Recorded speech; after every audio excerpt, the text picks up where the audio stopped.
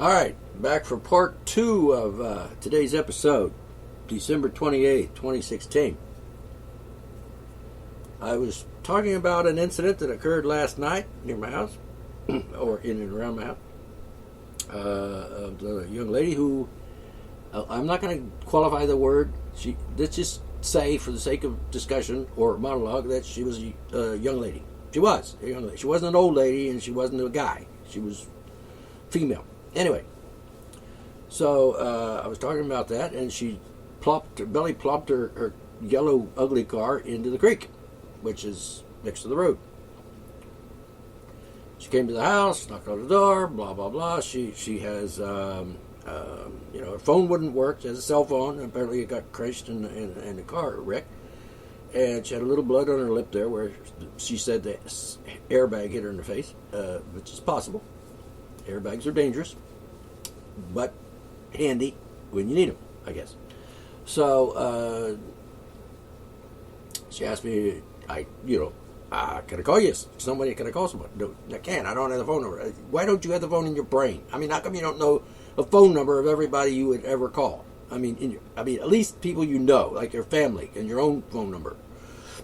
Anyway, she wanted me to take her to a place down the road, over the hill a little bit, not too far from the house. And so I decided, sure, I will. So I got my car keys, or my truck keys, and I kissed the wife, because, hey, I'm leaving. And it's a good idea to do that. In case something happens to me on this little journey, like she's actually going to rob me, hit me in the head, shoot me in the brains, and kill me and steal my truck. Just in case. You never know. I might not come back. These days, particularly at my age, you just never know what could happen. And understanding that society is full of crazy people and lunatics and bad guys and crackheads and so on. Not that I was thinking she was one of those. I'm just saying, you never know. I did tell you about the guy who sent his wife with a titty showing, a lot of her titty showing. I guess you could just say cleavage, but, I want you to get a good picture here. Cleavage plus a good deep part of the upper half of her breasts were showing. And I'm sure that was maybe intentional, you think? She was cute and she did have nice breasts, but to entice, it's like trying to sell cars with sexy girls, So he was trying to sell the deal to get money. Was he thinking about that consciously? Did he actually talk to her or conspire with her with the intention of doing that on purpose? Like, you go to the door and ask him for money because you're pretty and you got nice tits, and he'll like that and he'll give you money because you're a girl, and he's a dirty old man. I don't know if he said that. Probably said something worse, like he's an idiot and he'll give pretty girls money because he's like a sap. Anyway, I don't know if he conspired to do that or what the deal was, but anyway, she came instead of him. Maybe he felt embarrassed. He didn't feel like, I don't want to go to the door and ask him for money to buy diapers, because that's just not a manly thing to do. I mean, the woman needs the diapers for the baby. The husband is just in charge of getting her to the mark, or to the guy who is the sucker that might give them money. So he was doing his manly duty by driving the vehicle, and shit. Anyway, so and by the way, I am an artist, as you should know. I paint, I draw, I take some photographs as a means to get images to create art from, and always looking for models. And in this case, if you happen to be a real live living human being and you want to volunteer to be a model for me, I will take pictures of you in various poses, and I will create a scene, a particular a particular image would be got with you in it. And also, I use people, volunteers usually, for studio assistants. I conduct various interviews with people, just normal, everyday people, not anyone's particular. Sometimes I luck out and get to interview a policeman or a mayor or a judge or senator, what have you. And now I have the radio show I would do that interview for broadcasting or podcasting on the radio show that like I'm doing right now. So anyway, getting back to this story of the young person who came to my door, and I said, okay, all right. So anyway, I'm going to take her to the place where she said she wants to go in order to contact people who would help her, like her father or whoever. So I have my gun here near my desk. I picked it up, I put it in the pocket of my jacket, and got the keys, kissed the wife goodbye for the evening, I'll be back, it shouldn't take long, and I lead the girl through the house. We get in my truck, it's ice on the windshield, it's got cold and the moisture is frozen on the windshield, I thaw it out a little bit, and then I take her to the place where she designated. And we talk a little bit, and she tells me her name, and said she had a job, first day on the job tomorrow, and she's not going to get there because she doesn't have a car, and she's got a mess, and she's just going to disappoint her new employer by not showing up, and it's not really her fault. It is her fault, but not really her fault that she had a wreck, blah, blah, blah. Well, yeah. It was either driver error or vehicular malfunction. Or both. I've been in a vehicle that had a flat tire on, like, say, the passenger side. It just blew out, boom, and the car swerves because of the flat tire, and you run off the road. And if you're a good driver and can handle your vehicle very well, you might avoid actually running into the creek, and just simply might get safely off the road and then deal with your flat tire accordingly. Which, in my case, I did, because I'm fairly good at handling a vehicle. So anyway, we in the truck, we drive, we talk, and she's telling me about that. She's telling me about her job. She can't go. She's in deep trouble and about that. And then she's going to go, and she might stay at the place where I'm taking her all night because why not, and so on. I don't know.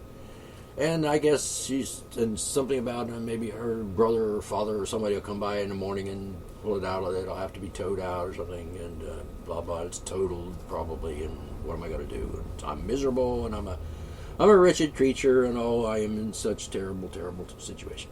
So anyway, so I take her and drop her off, and then I come back home. So as I'm driving back home past where her car is in the creek, there are flashing lights, meep, meep, meep, you know. And like I'm thinking, police car. Why is a police car there? I didn't call them. She didn't call them. Who called them? Why? Was he just happened to be cruising through and noticed a car in the creek? Now, I don't think the state police cruise the road that I live on much as a routine. I mean, usually if they're going to go up past my house, they're going for a specific purpose, like to serve a warrant or whatever, or attend to an accident on up the holler. I use the word holler. It seems kind of odd for me to say the word holler, but it's a West Virginia colloquialism. So anyway, I go around the curve and I see the police car sitting there, and I said, that's interesting. I don't know why, how that happened that he's there, but he's there. And so I better stop and tell him about what I know about the situation. It wouldn't be right for me not to, I think. I think it's my obligation. I mean, the guy's probably like, what happened to the driver?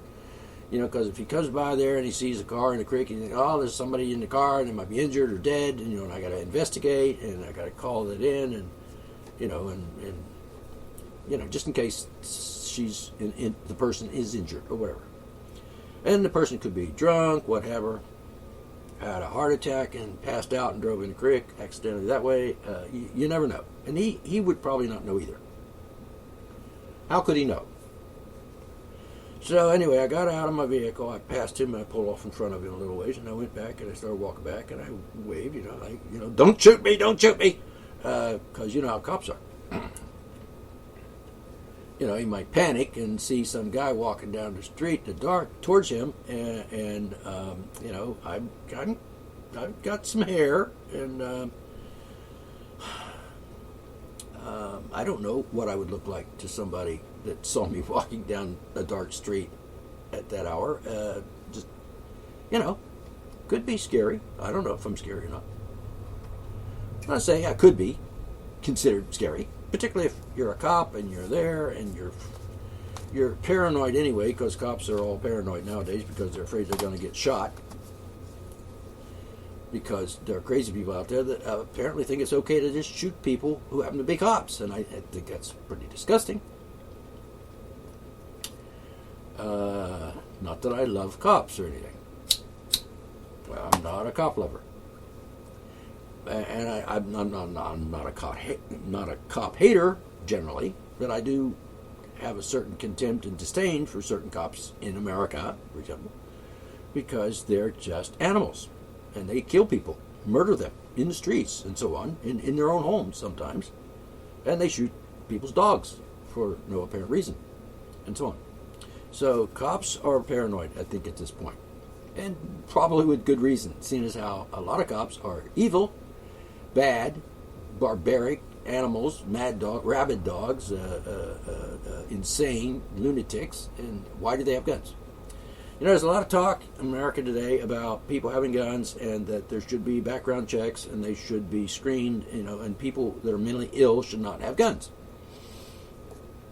And I'm thinking police officers should probably be screened for mental illness as well, because a lot of them are mentally ill, actually, and because they carry a gun and they have power and they abuse that power and hurt people because they're stupid animals and they just do things like that. I'm not saying every cop in the country does that or is like that.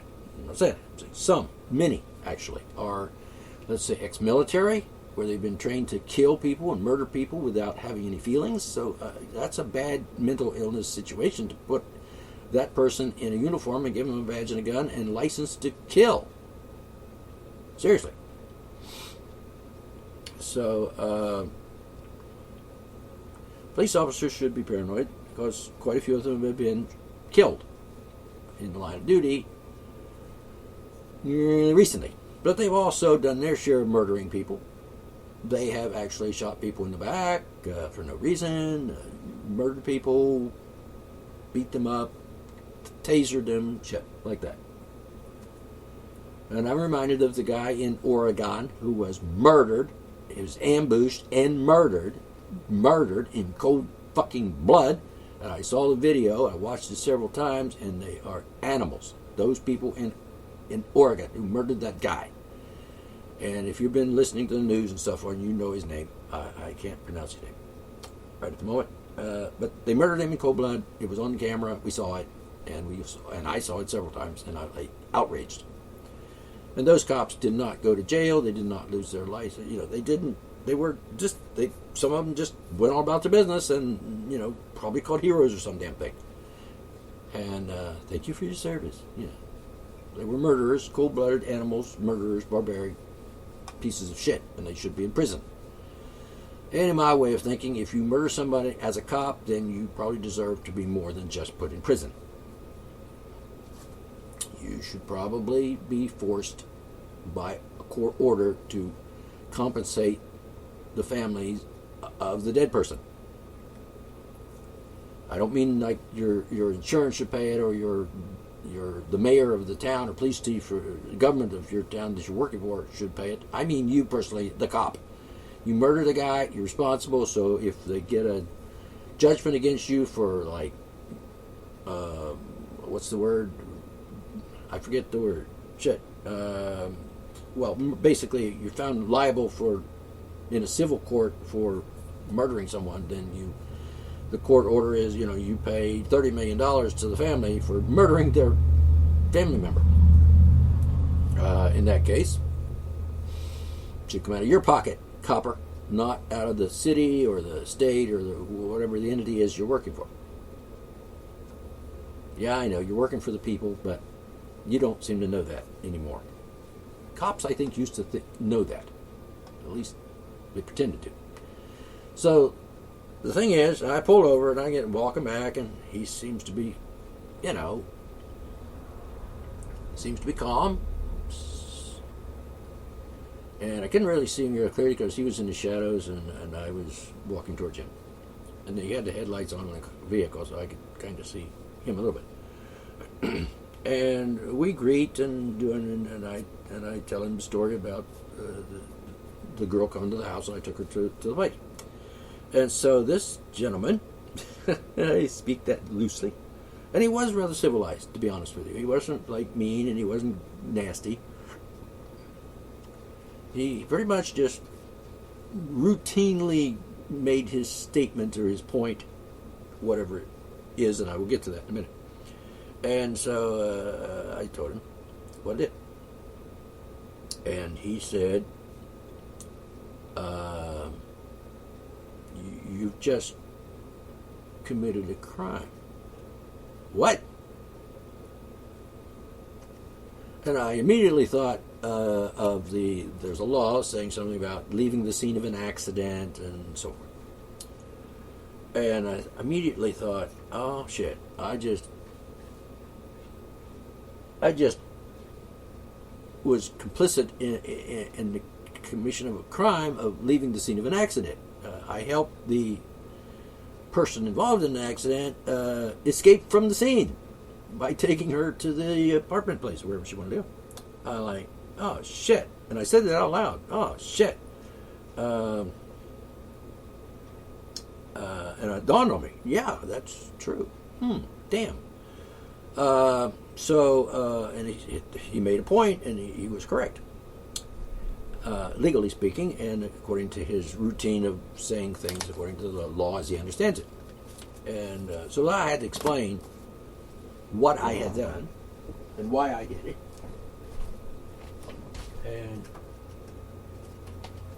And so he would understand and not, arrest me for aiding and abetting a person leaving the scene of a crime or a scene of an accident. And he says, it is the law, you have to report an accident. And I certainly disagree with some things the cops say, and certainly disagree with some of the laws that they enforce and preach about. But at any rate, I explained to him that she came to the door and I felt bad, and she couldn't call anybody, she didn't know the phone numbers, and I was just doing a good deed because I take her, and then she could arrange with her family, her father, whoever, to come and pull the car out of the creek whenever, and everything will be fine. No big deal. So and like I said, people are always running in the ditch, and having flat tires, and running off the road, and in fact running into the creek on occasion. So I was thinking more of her welfare and her situation, and I was concerned. I understand what it's like to have an accident and be there, and you're confused, and you're upset and worried, and your life is flashing before your eyes and stuff. And you think, oh shit, I'm in deep trouble now. My car's broke. I can't get home. I'm out in the middle of nowhere. And what am I going to do? And blah, blah, blah. So I was just being a good Samaritan. I thought it would be a good help her out. Since she couldn't call anyone to come to pick her up and so on. And I could have just insisted that we're going to call the police and they'll come out and they'll help you and take care of your business and everything will be fine. But she said, that's not necessary. And I think, well, technically speaking, don't need a rescue squad or the emergency unit, and what's a cop going to do? And, like what? Give her a ticket for belly flopping the car into the creek? Maybe. I don't know. And it didn't even occur to me that she could be high or drunk or any of that. She didn't appear to be incapacitated mentally. She didn't appear to be drunk. She didn't appear to be under drugs or anything. Not to say that she wasn't, but I'm not an expert on that. And I don't really see that as a problem. The fact is, she drove her car into the creek. She needs help. I will do what I can. So I took her, and I told him, and I didn't tell him her name because I said, I don't know where she went. I don't know the names. I just took her someplace over there to that town, community, whatever. And he didn't press it. He didn't ask anything about names or the address. I said, I don't know the address. I don't know where she went. I don't know who the what. I just dropped her off in front of the apartment building. That's all I know. So I told him that, and then he proceeded to tell me that, well, it won't be there. We can't. I'll have to tow it because it's in the creek. And before that, I asked him, how did you know to come? I mean, what happened? He said, well, some man was driving past and he saw the yellow car in the creek, and he said the man has a daughter that has a car that's similar to that color, and he was thinking maybe that was her, possibly, and so he didn't stop. I don't know if he stopped and actually went and looked in the car to see anything. He just drove on past. If my daughter's car was in a creek and I was driving past and I saw it, I would probably get out and say, that looks like my daughter's car. I better check and see if anybody's dead in there, or if it's my daughter or whatever. I wouldn't just drive on past to the house, go on home and then call the cops from the house or whatever. Now, it's possible he called right there on the spot, stopped his car and was looking, and maybe he did look in the car. I don't know. There's no evidence either way. I don't know. And I wasn't gone that long. It took me like maybe 10 minutes to drive over the hill and back. Which means the police car showed up pretty quick.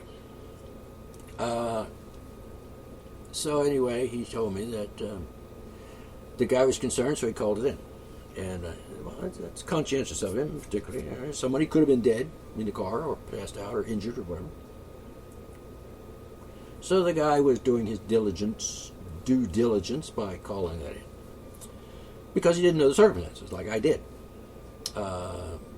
So the policeman came out. And he said, and the car, you can't leave it in the creek because, it's leaking fluids into the creek. In other words, contaminating the creek with oils and gasolines or whatever. It's quite possible that it busted the oil pan underneath the car when she went over the bank and into the creek because there's big boulders in there, rocks and stuff. So it could have messed up the gas tank. It could have messed up the oil pan. It could be leaking fluids that way, and that's not good. It's polluting the stream, and that's probably a crime.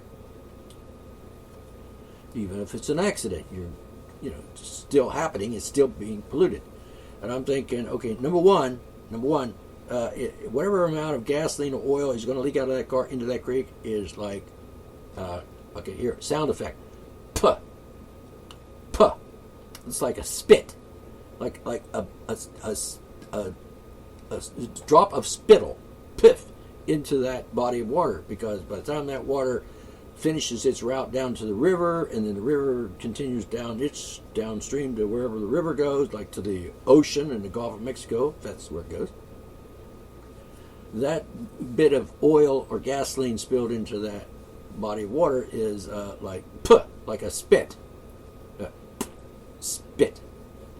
Just a drop of infinitesimal amount of fluids leaked into the creek.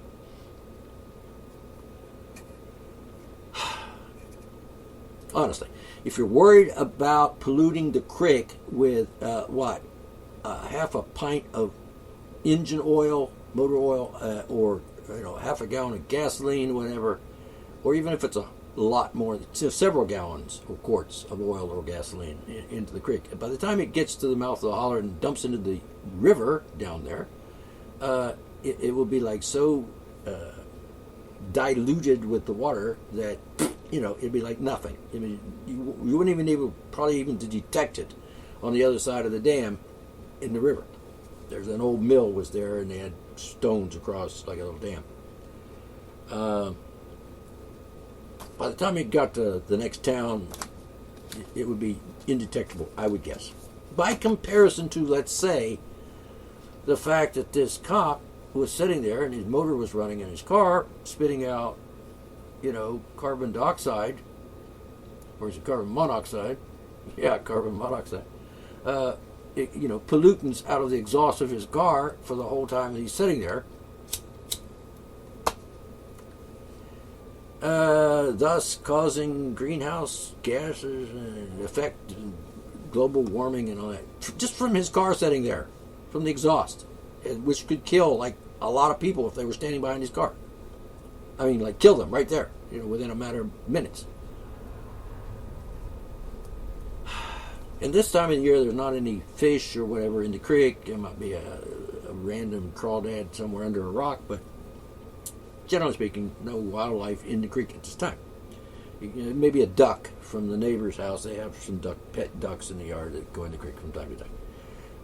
At any rate, there's not going to be any like oil-covered ducks or people are not going to drink that water and downstream and like die from oil pollution or whatever, or gasoline poisoning or whatever. But the exhaust in his car is probably producing more pollutants into the air than the car is going to leak into the creek. It's a matter of spit. It's just an infinitesimal amount of pollution, which will be dissipated and gone and never detected or bother anybody ever at any time. And if it goes into a water filtration plant, the water filtration plant should certainly cipher out any gasoline or oil particles in the water because they're required to do that. I remember years ago when I first moved to this place, the creek goes by in front of the house. And it goes into the road. There's a bridge there in front of the house, and it goes into there. And I would notice on Mondays, used to, don't anymore so much, but I used to notice some sudsy water floating down the creek. I'm like, what? Where's that coming from? Well, it's coming from houses up the road. It's Monday, and they're doing their laundry, and the water from the laundry is dumping into the creek. So you're getting sudsy, soapy water, and clothing dirt from the laundry going down the creek. I might say I don't drink from the creek, and I wouldn't imagine anybody drinking out of the creek, this creek, because of various reasons, pollution and so on. And there's coal mine, used to be up the holler, which probably got coal mining pollution in the creek as well, sulfur and so forth. So anyway, he said, got to tow that out. Got a tow truck coming. It's going to be gone. And when she comes back in the morning or whatever, she's not going to find it because it's going to be impounded. All right. So that's what happened. All right. I'm thinking, all right, it's not a big deal, right? I mean, no one was injured. Nobody else was damaged. No other cars were involved. She just ran off the road. She had an accident. For whatever reason, she had an accident, and it should be feel sorry for the lady, the girl, person. Fuck the environment in this case. In this case, it's like, there's like, pollutant people in like I said, there used to be laundry stuff laundry detergent, sudsy water going down the creek. Don't notice that so much anymore. Because where I live, they didn't even have indoor toilets until like not that many decades ago. In fact, when I first moved up here 30-some years ago, there were outhouses along the bank of the creek. Outhouses up the road. And in my case, I put in a septic system and everything's cool. But soapy water. So, and I've got a very good filtering system in my yard. It filters the water out. By the time it gets to the creek, if it gets to the creek at all, it's as clean as the creek water is originally. I have that filtering system for my water. Moving on. The thing is, and then, I'm thinking, shit. So here we have it. The car moved from the scene of the crime, lost the scene of the accident. It's supposed to be reported. Anytime you have an accident, it's supposed to be reported to the police. To myself, I'm thinking, yeah, no, why, why? What? Could you have prevented it from happening in the first place, Mr. Police Officer? I don't think so. So anyway, he proceeds to tell me that, and he kind of hesitates. He kind of stumbling here for figures in his head, like he might have been under the influence of something himself, like donuts. I don't know. And he said that anyone driving at this time of night and going someplace where they don't live, like where was she going? What was she, like I don't know. I don't care. None of my business.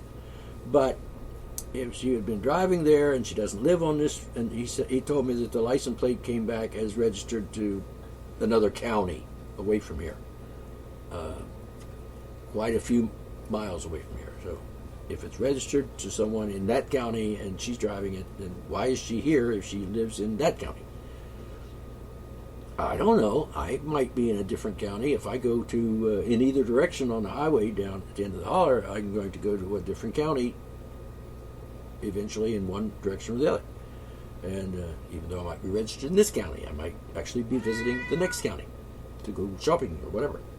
So at any rate, the crux of the matter is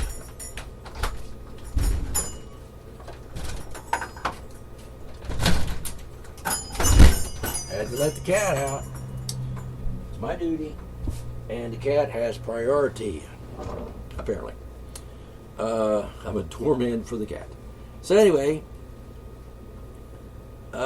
he proceeds to say something about anyone that's out this time of night, really, and driving in a direction to a place where she does not live.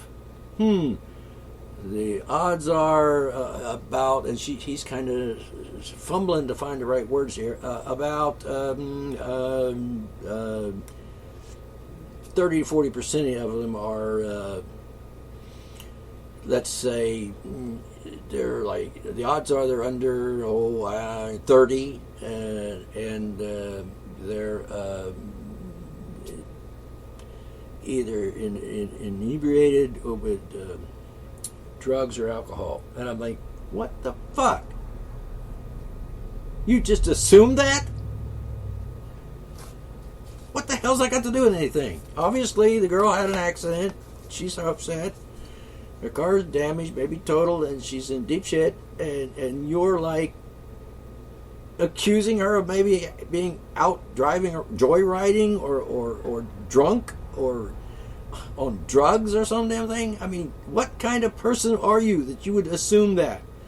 If I even said that to the guy, he would probably have said to me, "It's my job to know these things," or whatever. And besides, it's a crime to be driving under the influence, etc.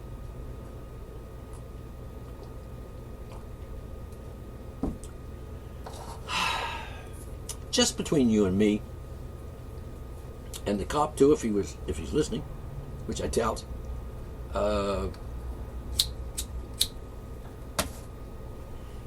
I don't think you should be assuming anything.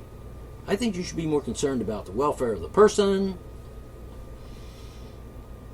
and if there's any property damage, and I don't mean pollution, like a quart of oil in a freaking stream. I don't mean that kind of pollution. I mean, what if the damn car had blown up in the creek there and scattered car debris all over the place? With her in it, boom. Anyway, he's got a bad attitude. He just assumes everything is a crime and everybody's a criminal. Seriously. Like, most of the people driving at this time of night on a road where they don't live, now it couldn't possibly be because she's going to visit her aunt up the holler at 4 states. It's not even possible that she's coming home from work, where she just got off the job at Walmart or what have you. It doesn't even enter into his mind that maybe she had a damn good reason for driving up that road. And besides that, it's none of his business. Because free country, you know what I'm saying? Now, I didn't want to get into confrontation with the cop there because so far he pulled over the threatening thing about that I aided and abetted someone leaving the scene of a crime, an accident, and I don't want to go to jail, but you see how he put me on the defensive. He mentions this possibility that I am involved in committing a crime just for being a good Samaritan.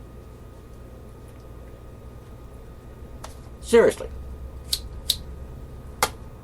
So he got me off guard by putting me in a situation where I could be arrested. I could be at jeopardy, at risk of being handcuffed and put in a squad car.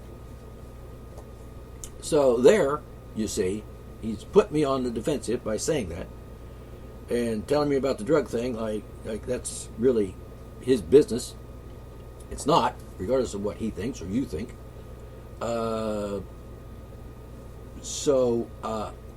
think personally the cop should have said I was concerned, someone called it in, I'm concerned, there's nobody injured, the person is safely at home or in a place where they can be safe, so the driver is okay, there's no problem. The car is obviously in a ditch and it's not state property, it's the person the driving it owned it apparently, and so it's their responsibility to deal with it. So get it out of the creek. It's not good to leave something in the creek, regardless of what it is. But I assume they will handle it because that's what people do. They get themselves oriented. They make sure they're okay. They make sure that they're safe, and then they call for help from family or whatever, or call a tow truck or what have you, depending on the situation. And you get the vehicle out of the car and you deal about your business and no big deal. And the cops have nothing to do with that, or it's not their concern. Because once they determined that nobody was injured, that everybody's safe, that you could have just said, well, it's good that she's safe, but we'll have to deal with the car, and does she have any plans, I wonder? And I should probably talk to her and find out what the deal is. Well, obviously, he would probably want to talk to her for the simple reason to check and see if she was like driving under the influence of alcohol or a drug, so that he could give her a ticket or arrest her for, drugs, whatever. I wonder if he looked in the car and searched it before I got there. I wonder. You know what I'm saying? I wonder. Because they always seem to think that's something they can do. Let's snoop at the car and see if she has any drugs on the front seat. Let's see if she has any open bottles of liquor in the car. And then I can arrest her for a crime and put her in jail, on top of the fact that she had a fucking accident and could have been killed. How utterly stupid. But that's the way the Gestapo is in this country. That's the mentality of these police state bastards. Now, I have to be fair, the guy was polite to me and he was respectful. And he didn't arrest me, he didn't pursue any charges against me for doing what I did, which was help somebody out that was in a jam, and I thought I was doing the right thing. And what do I care if the girl was high or drunk or whatever? She wasn't drunk. Obviously, I could see she wasn't drunk. I could tell that much by looking. And so at any rate, there you go. So anyway, he said, show me some ID. And I, huh? Like, I said to myself, what? Why? What? I don't have anything to do with this. Well, I guess I got involved in this by taking the girl to a safe place. So that makes me involved. I'm like an accessory to something. So he has to have my identification, all right? Well, as it turns out, I just, got my keys, got in the car, drove her home. I didn't think about taking my wallet, my driver's license, because I didn't need it, because I'm just driving her over the hill to a place and back, and I don't need. What are the odds that I would be asked by a police officer during that 10-minute drive over there and back to ask me for my driver's license?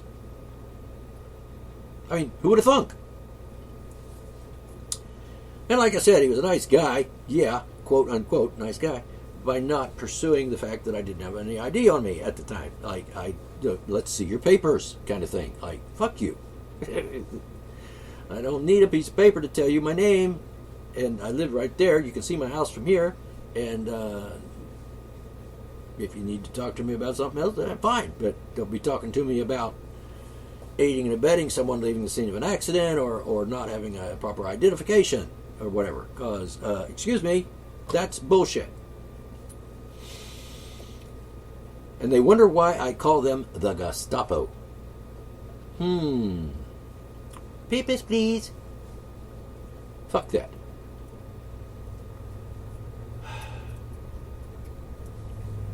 I suppose if I had been dressed in my pajamas and I hadn't bothered to put on my clothes, my outdoor clothes, when I took her home or wherever, he would have charged me or at least insinuated that I was out in public in what do they call that? Obscene, indecent exposure. Not that I don't wear pajamas. I sleep in the nude like all natural people do. Why would you sleep in clothes? Doesn't make any sense. So anyway, so there's the case of this. And so what I'm pointing out here is, one, there was no need for the police, except for the fact that the guy that passed by was concerned about maybe it was his daughter or someone who was injured. I understand that. But there's no crime. There's no reason to insinuate or threaten me with a crime. Charging me with I'm sorry, I was just being a good guy, decent human being, treating other people with goodness.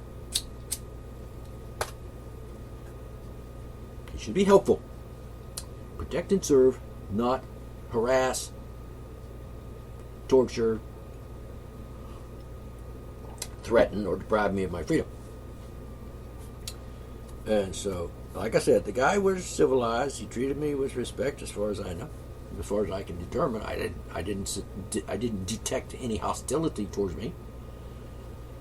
He was just basically all business, as it were. This is the business. This is what I do. This is the way it is. This is the law. This is when blah blah blah.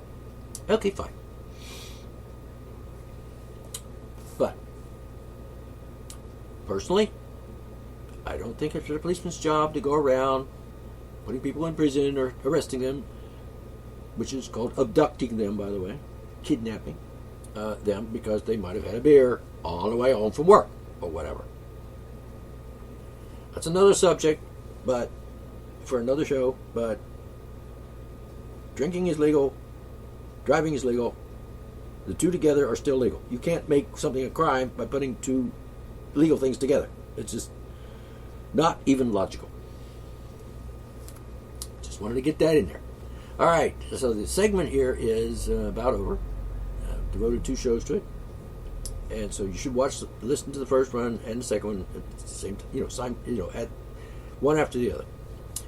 And so my last thoughts on that would be: one, cop didn't really have to get involved. And they came and towed the car away on a car, and so she's going to have her vehicle impounded and a tow bill and so forth to deal with, on top of the fact that she had an accident, which is very unfortunate. I wish that hadn't been necessary, or he hadn't thought it was necessary. So anyway, I'm going to end this segment. That's the story of the car belly flopping into the creek, and the police officer, state policeman, who was polite and respectful, mostly, I would say.